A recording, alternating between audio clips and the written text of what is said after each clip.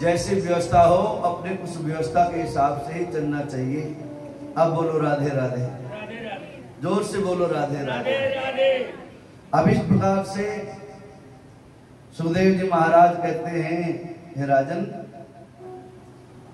मेरे प्रभु का पहला विवाह हुआ रुक्मिणी मैया के साथ में, और आगे चल करके रुक्मिणी मैया और मेरे प्रभु के ही घर के अंदर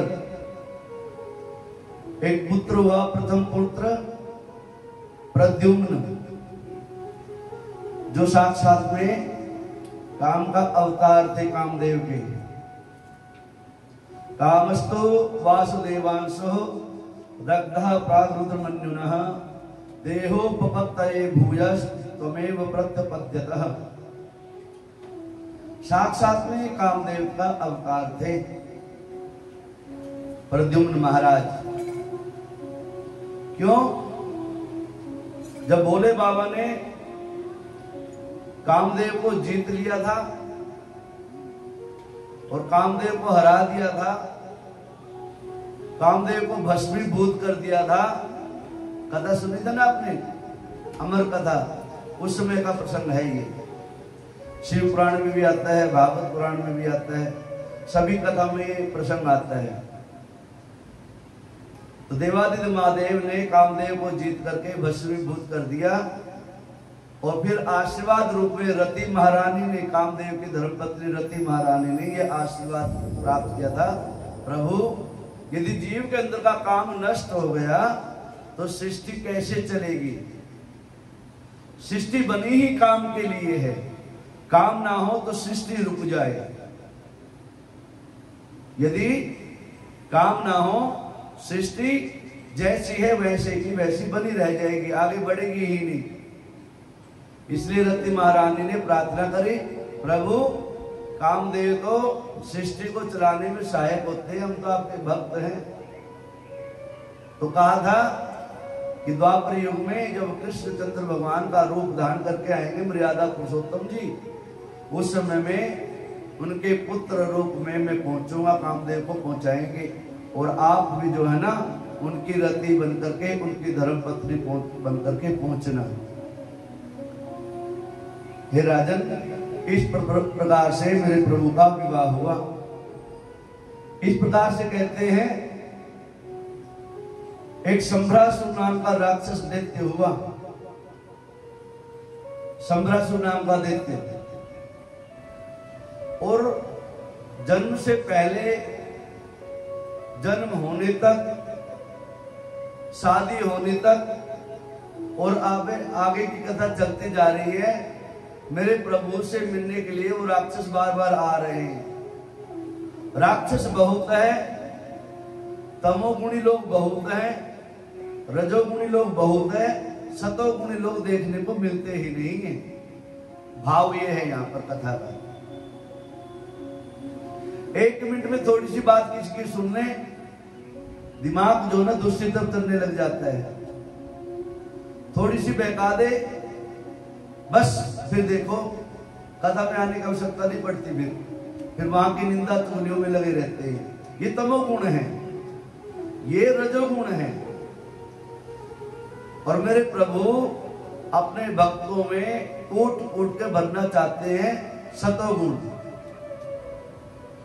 रात दिन हरिनाम का सुमिरन करते रहे, ओम नमो भगवते वासुदेवाय मंत्र का जाप करते रहे, इनकी बुद्धि हरि चिंतन में लगी रहे। मेरे प्रभु ये करना चाहते हैं। संत ये कहते हैं, ब्राह्मण लोग गुरु महाराज ये पढ़ाते रहते हैं रात दिन, केवल जो है ना हरि नाम का सुमिरन किया करो, हरि नाम का भजन किया करो, हरि नाम का कीर्तन किया करो, बस यही साथ जाएगा। इसलिए गाया था ना वो भजन, भजन करो मस्त जवानी में, बुढ़ापा किसने देखा है। भजन करो मस्त जवानी में, बुढ़ापा किसने देखा है। भजन करो मस्त जवानी में, बुढ़ापा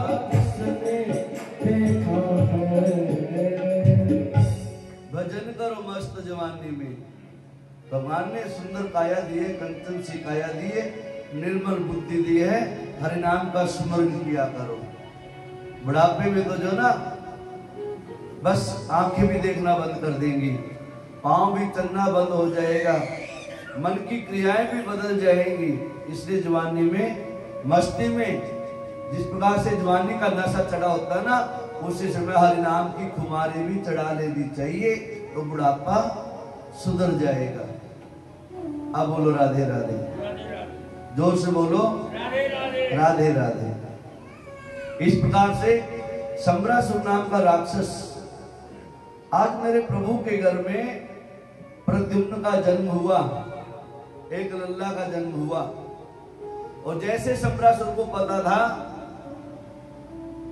द्वारकाधीश मेरा दुश्मन है, मेरा शत्रु है, आज कैसे युक्ति सजाई, छोटे सी अवस्था में, बाल्य अवस्था में सम्रासुर के द्वारा मेरे प्रभु के उस लल्ला को, प्रद्युम्न को हरण कर लिया। पता ही नहीं लगा कब हरण करके ले गए। ढूंढ मची, खोजा गया, कहीं नहीं मिला।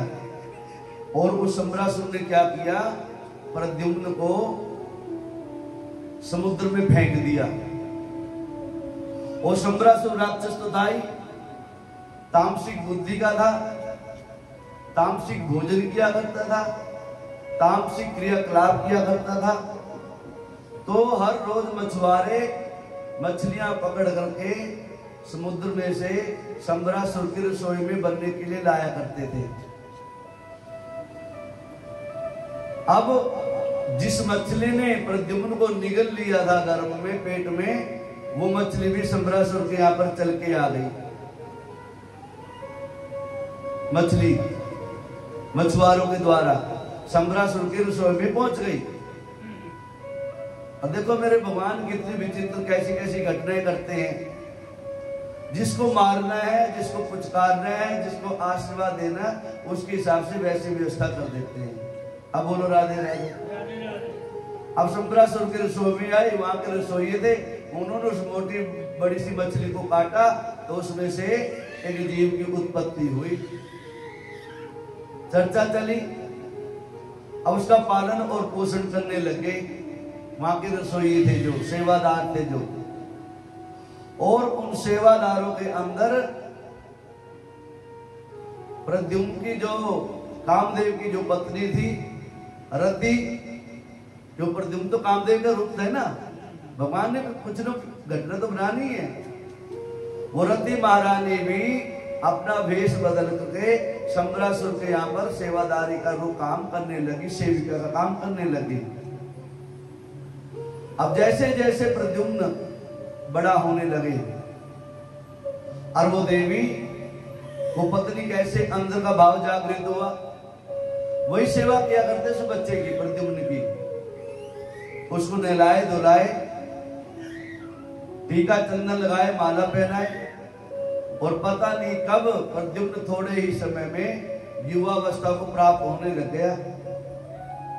अभी तक तो वो देवी प्रद्युम्न को पुत्रवत प्यार कर रही थी, जैसे पुत्र अपने झोली में खिलाती है, गोद में लेकर के हिलोरी सुनाती है। आज पता नहीं कैसे कैसे भाव जागृत हुए, युवावस्था को प्रद्युम्न हो आए, और रति महारानी को जो काम भाव जाग गया, उसके प्रति लगाव हो गया। एक दिन प्रद्युम्न कहने लगा, माता आप तो मेरे को लालन पालन कर रही हो,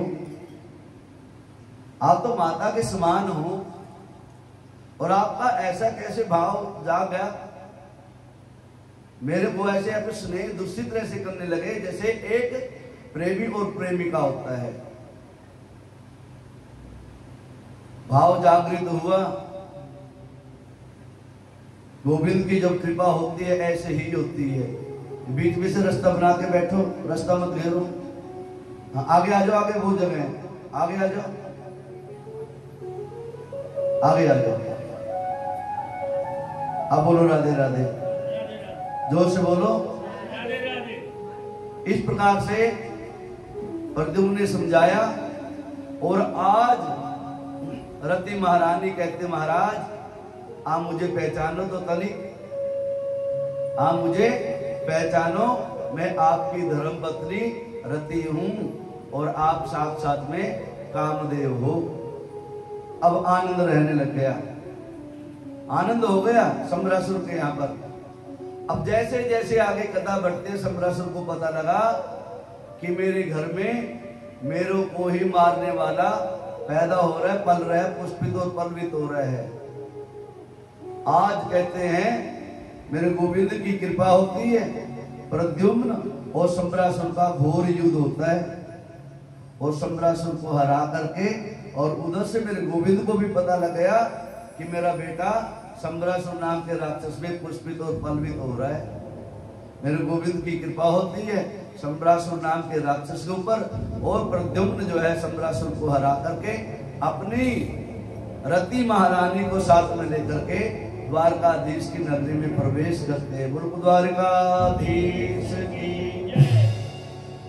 आज रुक्मिणी मैया ने और द्वारका के वासियों ने प्रद्युम्न का और रति महारानी का स्वागत किया और गोविंद का धन्यवाद किया। प्रभु पुत्र दिया, पुत्र का सुख तो नहीं उठा पाए, लेकिन पुत्र जब आया शादीशुदा पुत्र वधु को साथ में लेके ही आया।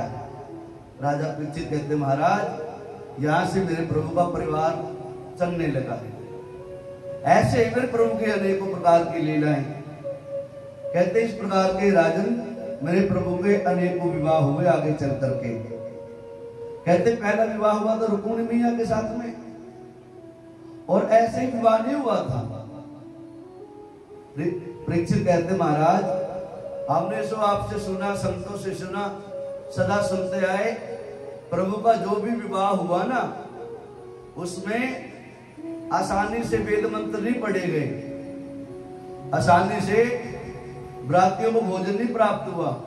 जब तक लठ नहीं बजे हो, जब तक युद्ध ना हुआ हो, जब तक झगड़ा ना हुआ, जब तक मेरे प्रभु की शादी ही नहीं हुई।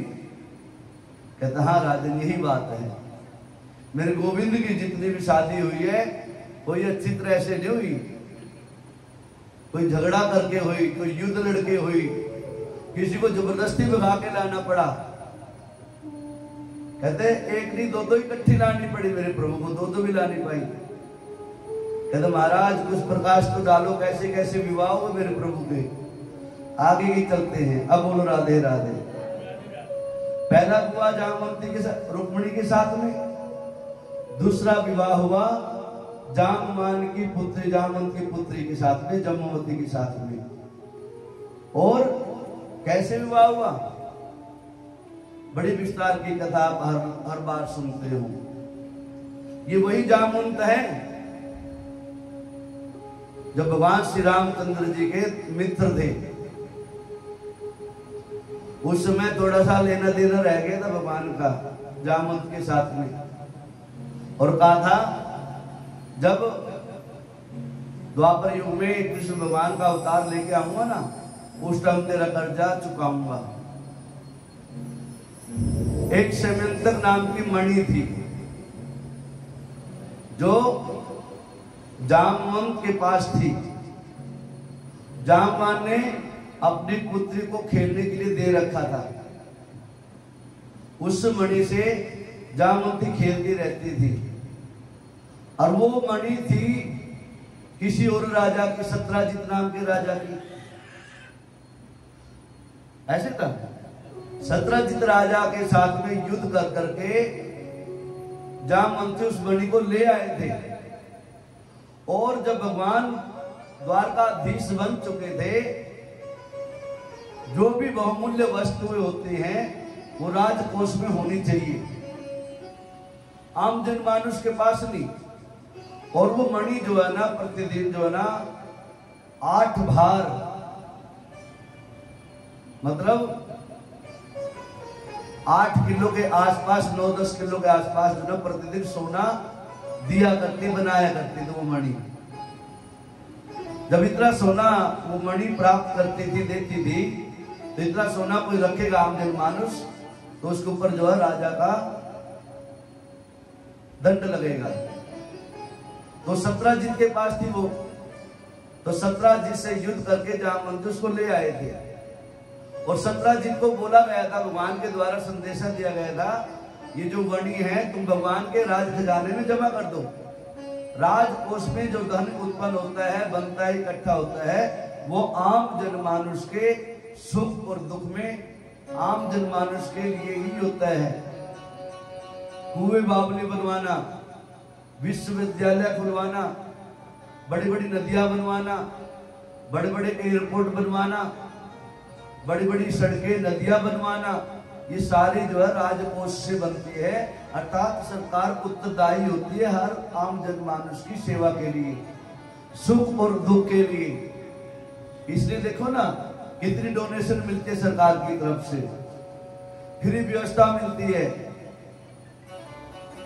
मोदी राज चल रहा है 2014 से, बीच में कोरोना महामारी आई, कई करोड़ों लोगों को जो है ना सरकार की तरफ से निःशुल्क अन्न और धन दिया गया, मेडिकल व्यवस्था बनाई गई, कोई बीमार ना हो, दवाइयां मुफ्त में बांटी गई, अनेकों प्रकार के सहयोग राजकोष की तरफ से, राजकाज की तरफ से दिए जाते हैं। तो इसलिए राजा के कोष में जो भी हम टैक्स देते हैं, जीएसटी टैक्स देते हैं, आईटीआर भरते हैं, वो सारा राजकोष में जाता है। और राजकोष में जमा नहीं होता, जमा होने के बाद में हमारी सुख सुविधा उसी कोष से बनाई जाती है। इसलिए राजकोष में टैक्स दिया जाता है, जो भी टैक्स लगते हैं हमारे ऊपर, वो सारे हमारी सुविधाओं के लिए, हमारी व्यवस्था के लिए बनाए जाते हैं। अब बोलो राधे राधे। अब वो समंतक मणि सत्रजित को बोला गया, लेकिन सत्रजित ने वहां नहीं जमा करवाई और जामवंत से युद्ध हुआ।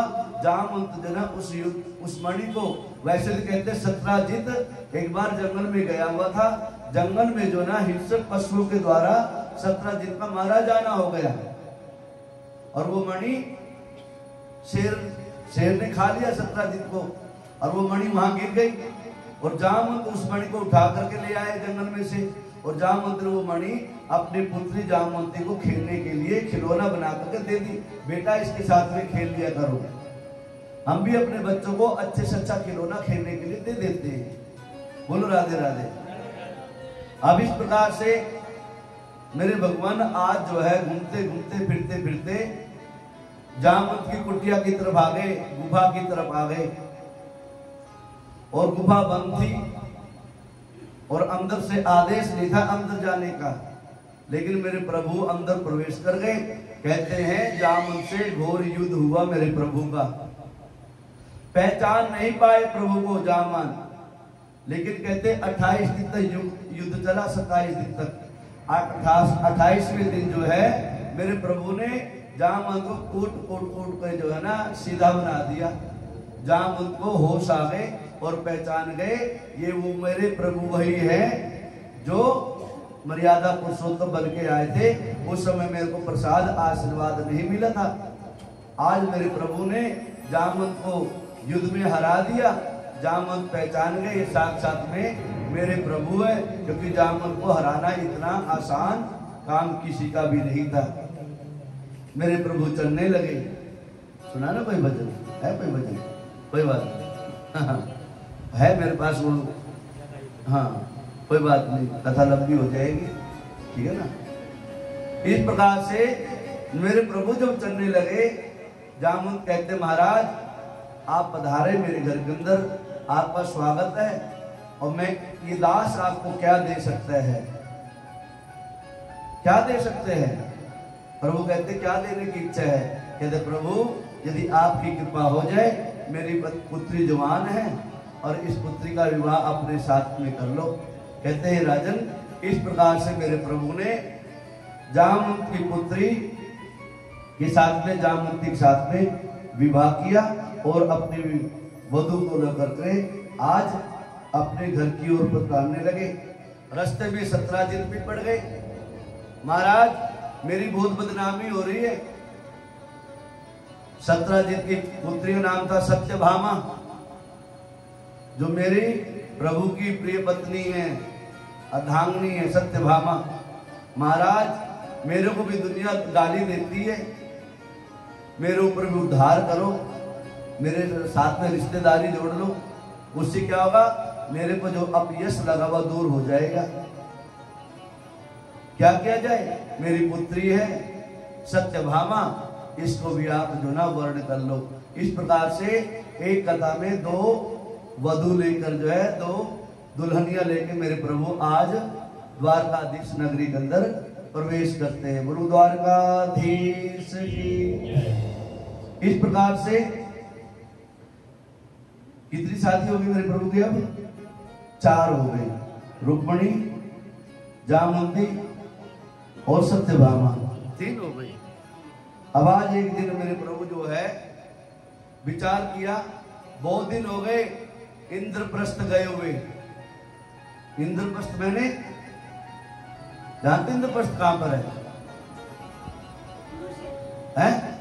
कुरुक्षेत्र। अच्छा, अच्छी बात है। और किसको पता है इंद्रप्रस्थ?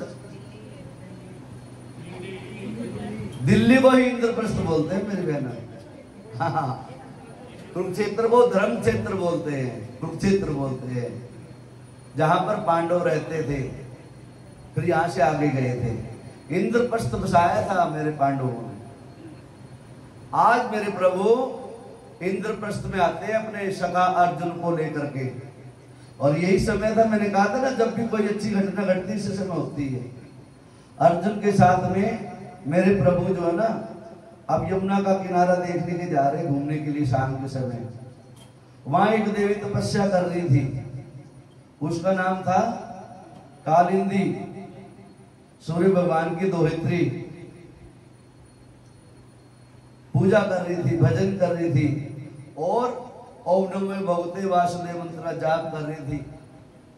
भगवान जी ने कहा, अर्जुन देखो तो ये कौन बैठी हुई है, किसकी इच्छा कर रही है, देखो तेरा जाकर पूछो। भगवान तो सब कुछ जानते थे ना। अर्जुन का, देवी आप कौन हो? मेरा नाम कालिंदी है, सूर्य भगवान की दोहित्री हूं मैं। किस लिए बैठे हो? गोविंद को पति रूप में पाने के लिए। यदि गोविंद पति रूप में स्वीकार कर लेंगे पत्नी के रूप में, तो मैं यहां से जाऊंगी, नहीं तो यहीं पर रह जाऊंगी। यमुना रानी महारानी बह रही है ना, बस इसी में डुबकी लगाऊंगी। अब बोलो राधे राधे। अब इस प्रकार अर्जुन कहने लगे, महाराज आपका बृहस्पति ग्रह बहुत अच्छा है महाराज, आपके बृहस्पति देव बहुत अच्छे हैं। जिसका बृहस्पति अच्छा होता है ना, और शुक्र अच्छा है, यदि गुरु की कृपा जिसके ऊपर होते है ना, उसके जीवन में आनंदों की कमी नहीं रहती। क्या हो रहा है महाराज, एक कन्या बैठी है युवावस्था को, आपके नाम का सुमरन कर रही है, आपको पति के रूप में पाना चाहती है। कहता अच्छा, कहता फिर क्या किया जाए महाराज, करो कृपा। आज कृपा करते मेरे प्रभु, कालिंदी के साथ में विवाह कर लेते हैं। इस प्रकार से मेरे प्रभु का चौथा विवाह हुआ कालिंदी महारानी के साथ में। अब बोलो राधे राधे। राजन प्रभु और भी कुछ सुनना है, अभी सबर न हुआ महाराज। 16,108 कहां पूरी हुई अभी, हम तो 4 ही 2 ही है। चलो चलो और सुनाता हूं। अवंती उज्जैन देश का राजा था, 2 भाई, विंद और अरविंद। क्या नाम था? विंद और अरविंद।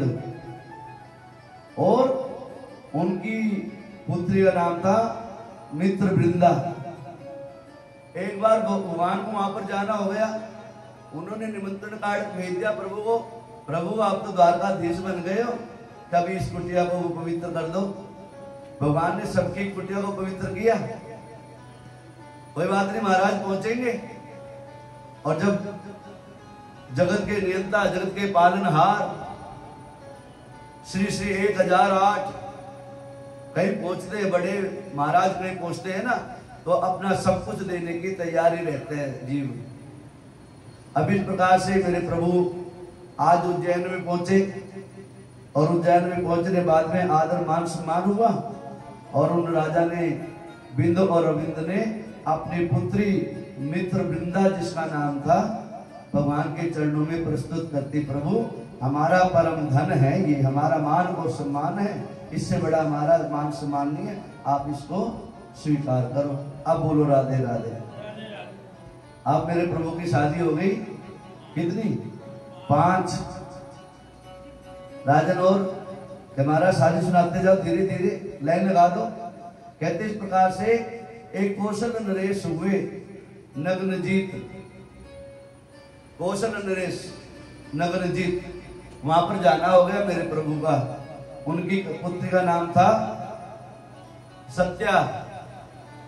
उनके साथ में भी जो है मेरे प्रभु ने शादी रचाई और आनंद से द्वारकाधीश का आनंद उठाने लगे। अब बोलो द्वारकाधीश की 6 शादी हो गई मेरे प्रभु की महाराज। और कहते हैं वसुदेव जी की बहन थी एक सुकृति। वसुदेव जी को जानते हो ना? कौन थे वसुदेव जी? भगवान जी के पिता और हैं?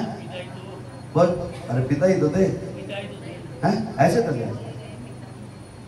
और उनकी एक बहन थी सुकृति, और सुकृति के एक पुत्री थी भद्रा।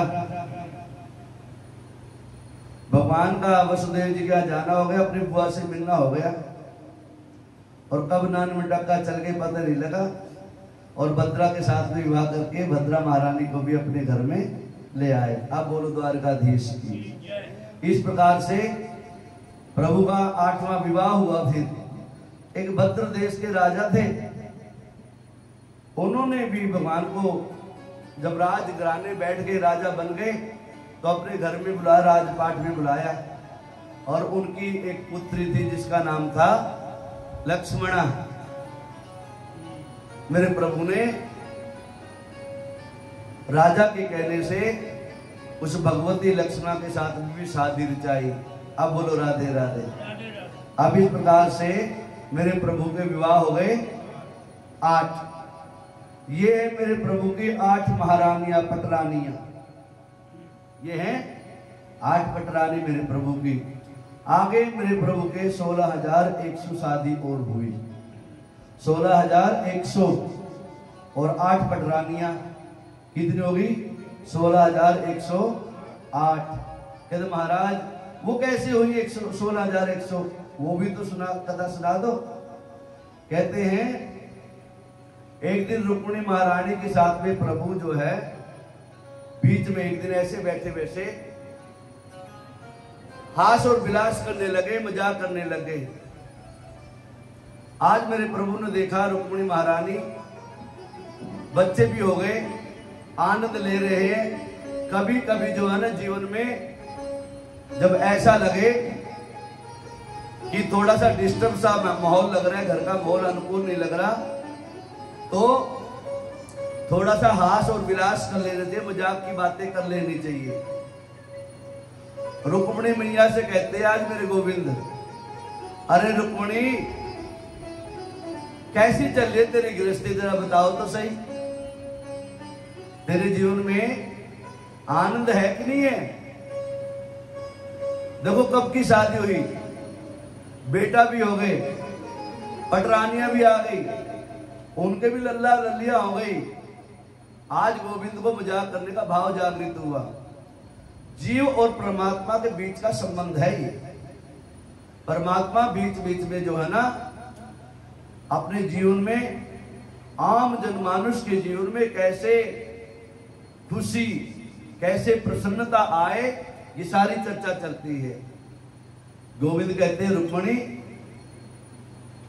मेरे को तुमने किस विचार से, मेरे अंदर कौन से गुण देख करके मेरे साथ में शादी करी, बिना देखे, बिना विचारे, बिना जाने, बिना पहचाने, आता और पता कुछ भी नहीं था, और मेरे को कैसे ग्वाल बाल को तुमने पति रूप में स्वीकार कर लिया।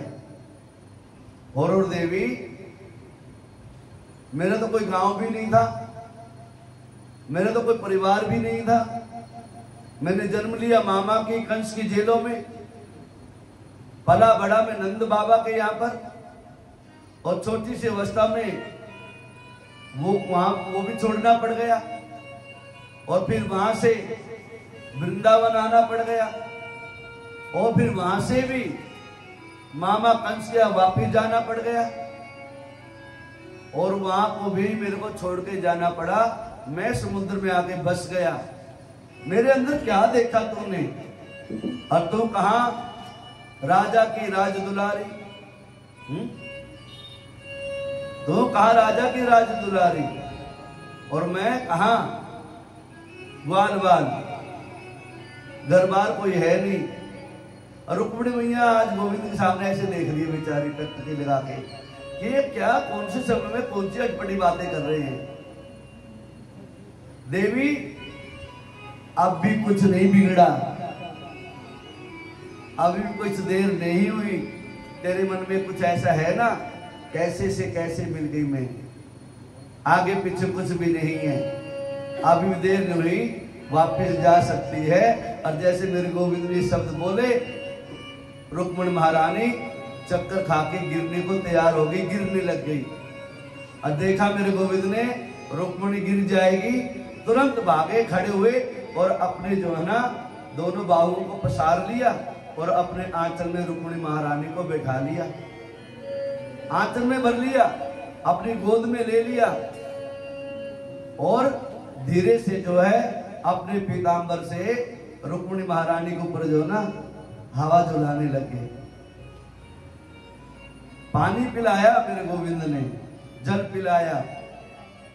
रुक्मिणी आंखें खोलो, मैं तो मजाक कर रहा था तेरे साथ में। रुक्मिणी ने आंखें खोली। आज रुक्मिणी कहती है, हे गोविंद, मैंने कब बुरा माना आपकी बात का, सच्ची आप ऐसे ही तो। आपका घर कहाँ है? मैंने कब कहा आप राजघरानों में रहते हो? आपका कोई घर नहीं है, आप तो हर घर में रहते हो, कण कण में आप विद्यमान हो। कहां आपकी मूर्त नहीं है? जिन खोजा तिन पाइया। हे गोविंद, आप तो सर्वशक्तिमान हो, ये जो कुछ दिख रहे हैं ना, ये सब आप ही तो हो। और गोविंद, आप कह रहे मेरे माता पिता का भी नाम नहीं है, ये भी सत्य ही कहा आपने। आप पे माता पिता बन कौन सकता है? आप सबके पालनहारे हो, आपको सब त्वमेव माता च पिता त्वमेव, त्वमेव बंधु च सखा त्वमेव, त्वमेव विद्या द्रविणम त्वमेव, त्वमेव सर्वम मम देव देव। गोविंद, आप सबके माता पिता हो, आप सबके बंधु सखा हो, आप सबके मित्र हो, आप सबके पुत्र हो, आप सबके बाप हो, आप तो जगत के पालनहारे हो। आपका पिता कौन बन सकता है? महाराज, इसमें कौन सी बड़ी आपने गलत बात नहीं बोली। आपने जो भी वचन बोले हैं वो सत्य ही बोले हैं। मैं तो केवल इसलिए बेहोश हुई कि आज आपने मेरी आंखें खोली। बोलो राधे राधे। मैं तो अभी तक ये सोच रही थी, लेकिन मैंने आपको इसलिए वरा, मैंने आपको इसलिए वरा पति रूप में पाया। आप ही तो जगदाधार हो, आप ही तो सर्वेश्वर हो, आप ही तो हर कण में जर्रे जर्रे में समाये हुए हो। गोविंद, आपने ये सारी बातें कह के, आपने बातें सारी उपहास में सही कही हो, लेकिन मेरे जीवन का आधार तो यही है। मेरा जीवन का जीने का आधार यही है जो आपने कहा है। इसलिए गोविंद, आपके चरणों में मेरा बार बार नमन है। आप ऐसे मेरे जीवन में आते रहे, ऐसे मेरे ऊपर कृपा करते रहे। अब बोलो राधे राधे। सुखदेव जी महाराज कहते हैं, इस प्रकार से मेरे प्रभु की कृपा होती है आम जन मानुष के ऊपर। अब मेरे गोविंद की जब कृपा आगे होती है, कैसे कैसे मेरे प्रभु आगे की लीला रचते हैं। कहते मेरे गोविंद के जो पुत्र हुए थे प्रद्युम्न, अब प्रद्युम्न की भी शादी हो गई, और प्रद्युम्न की शादी हुई किससे हुई थी महाराज? दुर्योधन की पुत्री के साथ में शायद, ऐसे ही ना। दुर्योधन जो मेरे प्रभु के भैया थे बलराम बड़े, उनके चेले थे पक्के, उनके साथ में हुई थी। और बड़ा भारी युद्ध हुआ था मेरे प्रभु का वहां पर भी। अब इस प्रकार से जब मेरे प्रद्युम्न की शादी हुई और प्रद्युम्न के यहां एक पुत्र की प्राप्ति हुई जिनका नाम था अनिरुद्ध। यही था महाराज नाम? हाँ अनिरुद्ध तो था। हाँ प्रद्युम्न, प्रद्युम्न का अनिरुद्ध हुआ ना, और अनिरुद्ध के प्रद्युम्न हुए हैं, प्रद्युम्न के अनिरुद्ध हुआ, ऐसे ही तो है। हाँ ठीक है, कोई बात नहीं, देखो तो सही कहां पहुंचे। हाँ राइट, लोग कर दिया जाए महाराज। प्रद्युम्न के पुत्र हुए अनिरुद्ध। अब अनिरुद्ध भी जो है ना, जैसे मेरे प्रभु थे सुंदर, ऐसे मेरे प्रभु के आगे लल्ला लल्ले हुए। अब अनिरुद्ध का भी की शादी होनी है। अनिरुद्ध की 2 शादी हो गए आगे चल के, कहने मतलब ये हुआ, वो समझ में आई बात। ठीक कहा, हाँ सही पकड़ेगी। अब अनिरुद्ध जब घर में बड़ा होने लगा, मेरे प्रभु के घर में, द्वारकाधीश के यहाँ पर, अब एक मेरे भोले बाबा के भक्त हुए जिनका नाम था बाणासुर। बाणासुर की एक पुत्री थी, उसका नाम था उषा। उषा क्या नाम था? याद रखना, कल पूछूंगा मैं जब प्रसाद दूंगा। हाँ अब बोलो राधे राधे। अब उषा, और उषा की एक सहेली थी चित्रलेखा। कथा सुनना ध्यान से। देखो कई बार जो ना आनंद लेते लेते ना कथा दूसरी तार दूसरे से मिल जाती है, फिर स्पार्किंग हो जाती है बीच में, ठीक है ना। हाँ बोलो राधे राधे। अब बाणासुर की पुत्री उषा, उषा की सहेली चित्रलेखा, और इधर से अनिरुद्ध, प्रद्युम्न के पुत्र अनिरुद्ध जवान होने जा रहे हैं। और उषा ने मेरे भगवान के सारे चरित्रों को और उनके बाल गोपाल के विषय में जानने का विचार किया। जानने लगे कैसे कैसे द्वारकाधीश है, और कैसे कैसे उनकी गृहस्थी चल रही है, और कैसे कैसे उनके संततियां हो रही है, पुत्र पोत्रियां हो रही है। और पता नहीं सपने में ही उषा मेरे गोविंद के पोते को अनिरुद्ध को दिल दे बैठी, सपने में ही। और रात दिन बस सपना ले अनिरुद्ध का। और उनकी जो सखी थी चित्रलेखा, पूछी बहना आजकल खोई खोई दिखाई दे रही हो, क्या बात है, कुछ दिक्कत है क्या? एक दिन तो ऐसे निकालते, 2-4 दिन तो, लेकिन मन की बात।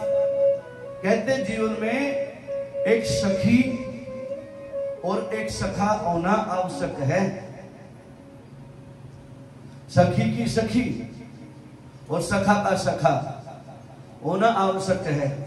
जो बातें माता पिता को नहीं बता सके हम, जो बातें भाई को नहीं बता सके, जो बातें रिश्तेदारी को नहीं बताते हैं, वो एक सारी अंदर की बातें अपने मित्र को बता देते हैं। अंदर की बातें, अंतरंग बातें, कहाँ जाते हैं हम, कहाँ आते हैं, किसके साथ में जाते हैं, किसके साथ में नैन मटक्का करते हैं, किसके साथ में गोलगप्पा खाते हैं, किसके साथ में पिक्चर देखने जाते हैं। ये एक मित्र ही होता है, सारी बातें जानता है, जिसको बताई जाती है। इसलिए जीवन में एक मित्र का होना और एक सखी का होना परम आवश्यक बताया गया है, ये शास्त्र कहते हैं। लेकिन कहीं ऐसा मित्र मत चुन लेना जो आपको गलत रास्ते पे चढ़ा दे, गलत बात पाठ पढ़ा दे। मित्र भी ऐसा ही होना चाहिए था। मैंने बताया था ना, वसुदेव और नंद बाबा की मित्रता कैसी थी। ऐसा मित्र होना चाहिए जो दुख में दुख बांटे और सुख में सुख का अनुभव करे। आजकल ऐसे मित्र नहीं है। गाड़ी आ जाए पेट में दर्द हो जाए, कुछ अच्छा हो जाए पेट में दर्द हो जाए, वो मित्र थोड़े, वो तो शत्रु हैं। मित्र तो वो होता है आपके घर में खुशियां आ जाए और मित्र जो है ना नहा धोकर सज तैयार होकर नाचने गाने लगे, आपकी खुशियां में 4 चांद लगा दे। और मान लो जीवन में थोड़ा सा दुख आ जाए, आपके अंग संग खड़ा हो जाए आकर के, आपको पता नहीं लगे कि आपके काम को कब सुधार दिया। बोलो राधे राधे, जोर से बोलो राधे। हाँ गाओ।